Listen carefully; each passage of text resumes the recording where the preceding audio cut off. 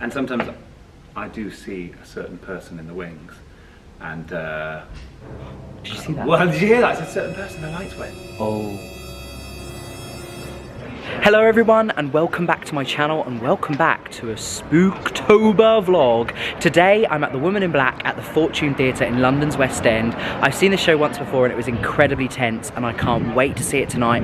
I'm also going to be speaking to some of the cast after the show, so I'm looking forward to it. Let's go. At the Fortune Theatre, chatting to the lovely Max Hutchinson, who played the actor, and Terence Wilton, who plays Arthur Kipps. Who's not so lovely. In The Woman in Black. Now, of course, we are here in the Fortune Theatre, which supposedly is one of the most haunted theatres in the West End. Could you tell us a little bit more about this? Have you seen a ghost here? Never even heard the story was haunted. Have you? I've seen a couple of mice. You have? But I haven't seen. Occasionally see shadows round there, but no is the answer. Not I'm yet. afraid not. Okay, so not even like, you know, because there's obviously only two of you in the show, right? So not even like any ghost figures, you haven't seen anything at all. Sometimes I think we feel like we've seen one. I certainly know that Emma, our stage manager in the wings, she certainly feels like she's looking over her shoulder every now and then. And sometimes I do see a certain person in the wings, and Did you see that? well, did you hear that? It's a certain person. The lights went. Oh, that is creepy. Genuine ghost. I was going to say I do feel like I've seen them, but now I do feel like there is one here. Okay, that was really strange. So actually, that rolls on really nicely the question. So, do you both believe in ghosts? No, Don't you? not at all. Oh, I'm not in the slightest bit superstitious, not an ounce in my body is superstitious. I do this for a living. I didn't before, but when I was a teenager, there was a weird experience when we were on holiday, and my parents both woke up and thought they saw the same thing, which is a bit weird. But I know that you can wake up and you can be deep in a dream, and you can still be half dreaming as you wake up. I think that explains it. But for a while, we certainly thought that was a ghost.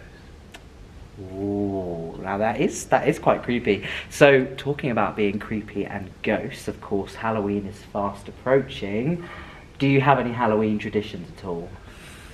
We're trying to get into. I've got a 3-year-old, so we're trying to do a gentle introduction to Halloween, like Halloween light.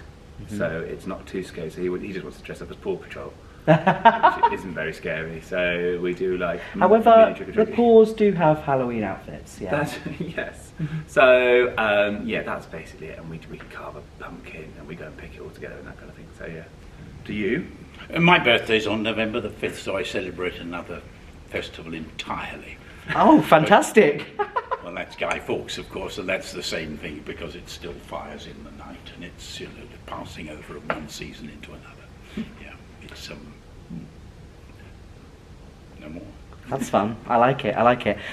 So obviously this show is very haunting. Like, I was sat in row D of the stalls tonight, and you get goosebumps, but it's the silence that gets you the most. So, I mean, this theatre of all theatres, because it's so intimate and small, I feel like you can't hear a pin drop. What's it like for you as actors, standing on the stage when it's literally so silent? It's very compelling. It's very compelling. No, and you are aware that, and you know you're telling the story properly. If there isn't silence, you're not telling it properly. That's all. But it's yeah, no, it is a wonderful space like that. Yeah, it's kind of reassuring actually. If Yeah. everyone is really silent and there's like you can't really hear any noise, it means people are engaged at least. And it's more of a because this is it's a demanding play. It's not just, you know, bumps and squeaks and doors and things. You have to listen, and it's about a heart of darkness exploration to find a secret that is buried, and that means that's why there's such a hush. You've got a lawyer. You know, he plays a lawyer who asks questions, and he goes to community where people have locked down about it, and he finds it. He slowly moves towards the deadly secret that is right at the centre of this, and that's the journey, and that's why it's quiet. Yeah.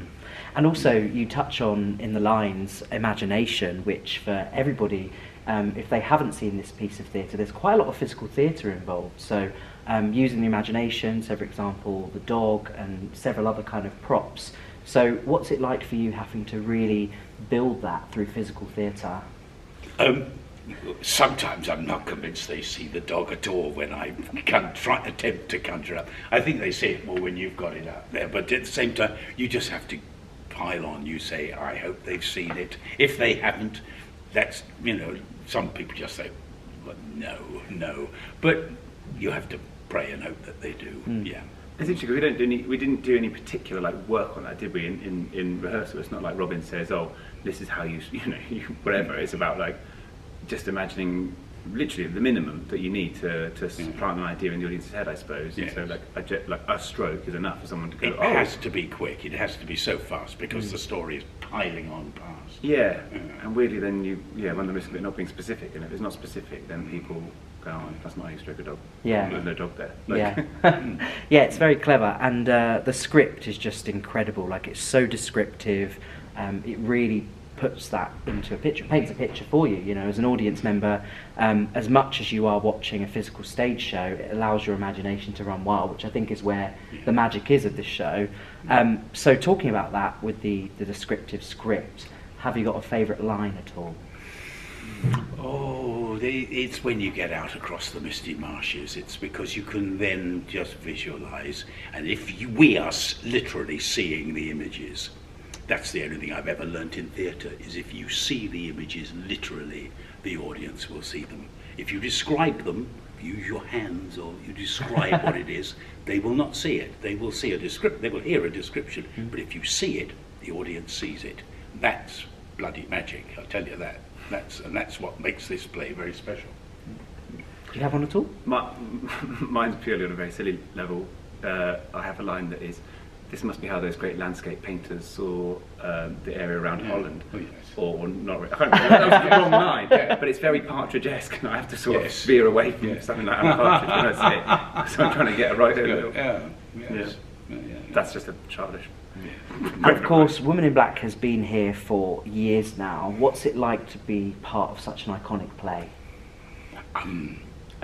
We try to print it new every night in some way, shape or form, because the audience is always different, and it has been a different audience for 30 years, and you can only but imagine that all the wonderful actors who have been in this over the years have had the same experience, because otherwise you'd go balmy, wouldn't you, if you've just repeated.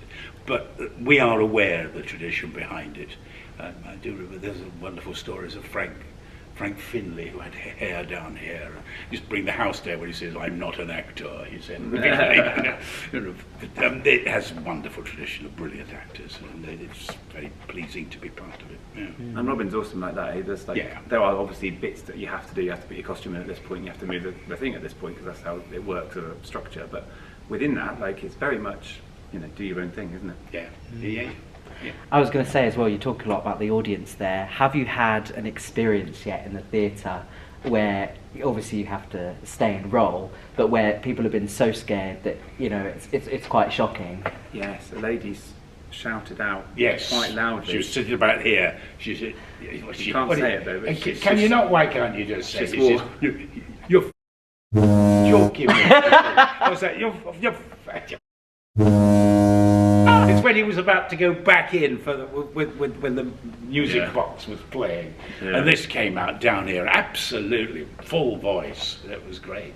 We laughed a lot of that. But also sometimes people scream at unexpected places, so then that's quite. That throws you. Well, it doesn't throw you, but as in suddenly your brain goes, "Oh, that's not normally where they scream." Because they think they've seen something. Sometimes you feel as though that when it's full, like tonight is, that the top layer, particularly the gallery, when they scream, it feels like they're going to fall right out. It feels as though there's pitch for about 17 people down. And it is extraordinary.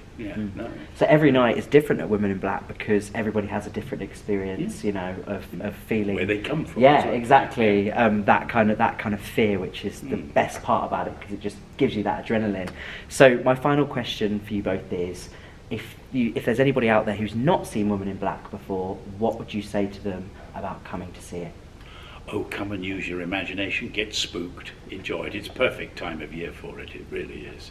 It's a brilliant play for Halloween. Yeah. It's a brilliant play for Christmas too. It's it's great. And I always say it's not just about the jumps and the scares, and hopefully they are there. But I think it's the reason it's lasted is it's more than that. It's a play about friendship and two people, helping each other through something, and they learn from each other by the end of it. And there's laughs in places, and do you know what I mean? I think there's more to it than people necessarily expect. I think people come expecting just to be frightened. Robin, the director, always says it's a play about courage. Yeah. It's about courage, about facing up to things. Yeah. So it's it's lovely to speak it. It's great. Yeah. See it, speak it. Yeah. I act it. I know you do. I don't. I don't come out perspiring. Well, on that note, it's been a pleasure talking to you both. You can catch The Woman in Black on at the Fortune Theatre in London's West End. Don't miss it. Thanks, guys. Thanks, Mary. Thanks very much.